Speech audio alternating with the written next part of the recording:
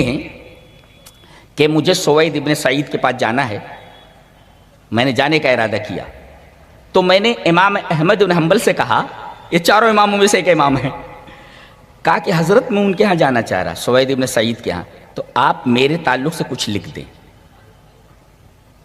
میرے تعلق سے کچھ لکھ دیں۔ تو لکھ دیا انہوں نے، کہا ھذا رجل یکتب الحدیث، یہ آدمی حدیث لکھتا ہے، یہ لکھا انہوں نے، ھذا رجل یکتب الحدیث، یہ آدمی حدیث لکھتا ہے۔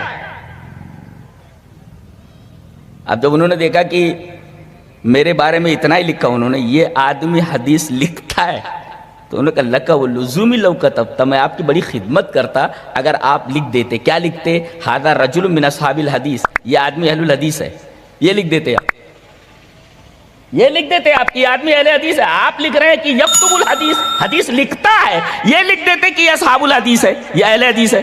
کہا کہ نہیں، صاحب الحدیث عندنا من یستعمل الحدیث، منہج دیکھ رہے ہیں آپ، ضروری نہیں کہ جو آدمی حدیث لکھتا ہو وہ حدیث کے اوپر عمل بھی کرتا ہو، حدیث کو مانتا بھی ہو۔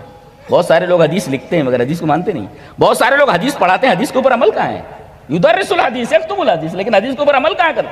وہ یہ دیکھو کہہ رہے ہیں صاحب اہل الحدیث ہمارے نزدیک ہوا من یستعمل الحدیث، یہ منہج عمل کرے، اور عمل کرنے سے پہلے حدیث کو حجت ماننا ضروری ہے۔ اس کا مطلب جو حدیث کو حجت مانتا ہو اور حدیث کے اوپر عمل کرتا ہو، دیٹ از کالڈ اہل الحدیث، یہ اہل حدیث ہوتا ہے۔